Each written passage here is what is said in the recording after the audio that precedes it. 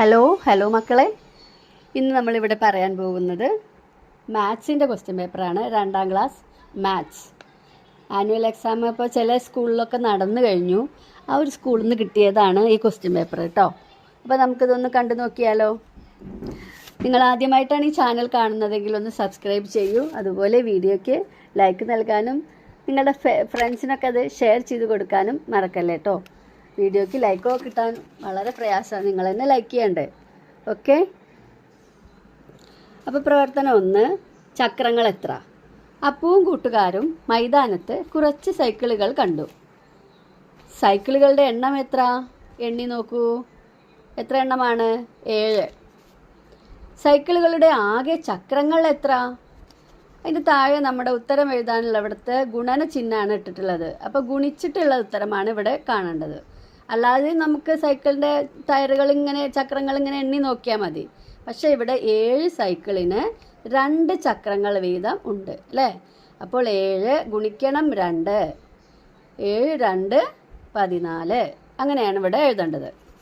മൈതാനത്ത് 3 സൈക്കിൾ കൂടി വന്നു എങ്കിൽ ആകെ എത്ര ചക്രങ്ങൾ ഉണ്ടാകും?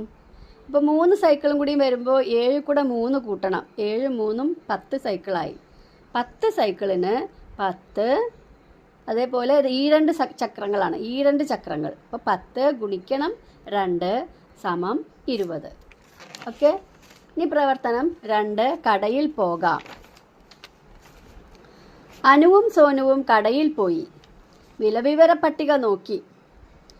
വിലവിവര പട്ടികയിൽ notebook, pencil, colouring book, pencil box, water bottle, water colour, ഇങ്ങനെ കുറേ സാധനങ്ങളും അതിൻ്റെ വിലയും തന്നിട്ടുണ്ട് അല്ലേ.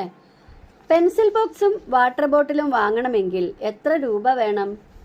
പെൻസിൽ ബോക്സിന് 35, അതേപോലെ വാട്ടർ ബോട്ടിലിന് 70. അപ്പോൾ 35 കൂട്ടണം 70.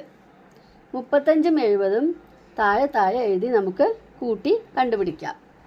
അല്ലെങ്കിൽ 35നെയും 70നെയും നമുക്ക് വേറെ തരത്തിലും കാണാം അല്ലേ. 30 കൂട്ടണം 70 100, അത് കൂടെ 5 കൂടി കൂട്ടുക. അപ്പോൾ 100ഉം 5ഉം 105. ഇങ്ങനെയും 2 തരത്തിലും ഈ ഉത്തരം കണ്ടെത്താം. പെൻസിലിൻ്റെ വിലയേക്കാൾ എത്ര കൂടുതലാണ് പെൻസിൽ ബോക്സിൻ്റെ വില? എത്ര കൂടുതലാണ് അല്ലെങ്കിൽ എത്ര കുറവാണ്, ഇനി എത്ര വേണം എന്നൊക്കെ ചോദിക്കുമ്പോൾ നമ്മൾ കുറയ്ക്കുകയാണ് ചെയ്യേണ്ടത്. അപ്പോൾ വലിയതിൽ നിന്ന് ചെറിയത് കുറയ്ക്കണം. അപ്പോൾ ഇവിടെ പെൻസിലിനാണോ പെൻസിൽ ബോക്സിനാണോ കൂടുതൽ വില? പെൻസിൽ ബോക്സിനാണ്. അപ്പോൾ പെൻസിൽ ബോക്സിന് 35.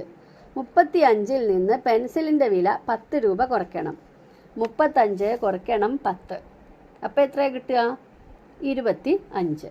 അപ്പോൾ എത്ര രൂപ കൂടുതലാണ്? 25 രൂപ കൂടുതലാണ്.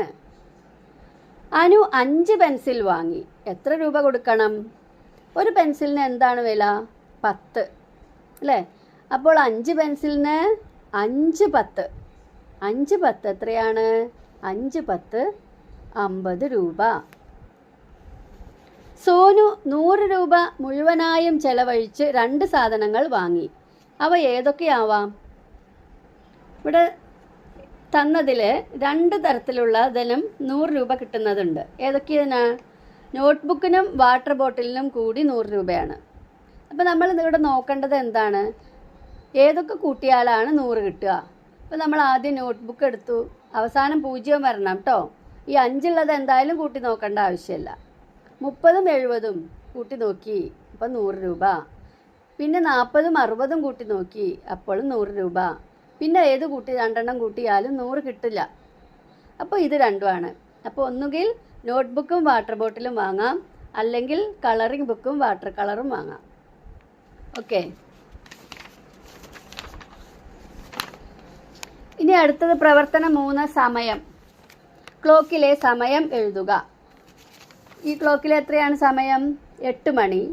അടുത്ത ക്ലോക്കിൽ 10 മണി അല്ലേ. ചെറിയ സൂചി ഏതിലാണെങ്കിൽ അതാണ് സമയം, മറ്റത് മണിക്കൂർ സൂചി അല്ലേ. ചെറിയ സൂചി ഏതിലാണ്? അതാണ് മണിക്കൂർ, അതായത് മണി. 8ലാണ് ചെറിയ സൂചി, അതുകൊണ്ട് 8 മണി. 10ലാണ് ചെറിയ സൂചി, അതുകൊണ്ട് 10 മണി. ഇനി ക്ലോക്കിൽ സമയം അടയാളപ്പെടുത്തുക. 1 മണിയും 4 മണിയുമാണ് അടയാളപ്പെടുത്തേണ്ടത്. അപ്പോൾ ഇതുപോലെ ക്ലോക്കിൽ സമയം അടയാളപ്പെടുത്തുക. അനു ഞായറാഴ്ച രാവിലെ 9 മണിക്ക് സോനുവിൻ്റെ വീട്ടിൽ കളിക്കാൻ പോയി. 9 മണിക്കാണ് പോയത്, രാവിലെ 9 മണിക്ക്. കളി കഴിഞ്ഞ് വീട്ടിലെത്താൻ 2 മണിക്കൂർ സമയമെടുത്തു. അവൾ വീണ്ടും വീട്ടിലേക്ക് തിരിച്ചെത്തിയപ്പോൾ 2 മണിക്കൂറായി. അപ്പോൾ എത്ര മണിക്കാണ് അനു വീട്ടിലെത്തിയത്? 9 മണി കൂടെ 2 മണിക്കൂറും കൂടി കൂട്ടണം. 9 കഴിഞ്ഞാൽ 10 മണി, 11 മണി. അപ്പോൾ അനു വീട്ടിലെത്തിയത് എത്ര മണിക്കാണ്? 11 മണിക്ക്.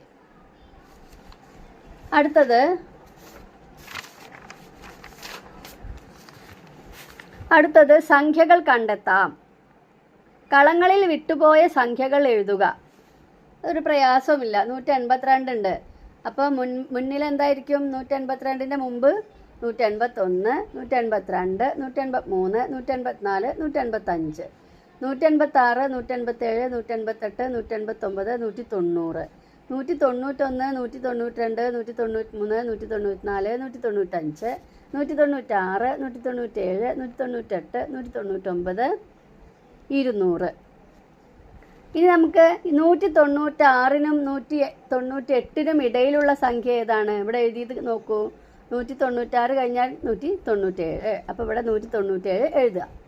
181ന് തൊട്ട് മുമ്പുള്ള സംഖ്യ ഇവിടെ നമ്മൾ എഴുതാത്തത് 181. അപ്പോൾ അതിൻ്റെ മുന്നേ എന്തായിരിക്കും? 180. ഇനി തന്നിരിക്കുന്ന സംഖ്യകളെ വലുതിൽ നിന്ന് ചെറുതിലേക്ക് എഴുതുക. ഇതിൽ ഏറ്റവും വലുത് 199, പിന്നെ 193, 190, 187, 185, 182. ഓക്കെ. അടുത്തത് പ്രവർത്തനം 5. എങ്ങനെയൊക്കെ എഴുതാം? ഒന്നിവിടെ തന്നിട്ടുണ്ട്. 75നെ 75 ഒന്നുകൾ എന്നെഴുതാം. 75 ഒന്നുകൾ ചേർന്നാൽ 75 ഇനി നമുക്ക് 70 കൂട്ടണം 5 എഴുതാം. അപ്പോൾ 75 ആവും. 80 കുറയ്ക്കണം 5, അപ്പോഴും 75. 7, 10, 5 ഒന്നുകൾ അത് ചേർന്നാലും 75. 74നും 76നും ഇടയിലുള്ള സംഖ്യ അതും 75. 76ൽ നിന്ന് 1 കുറച്ചത് അതും 75.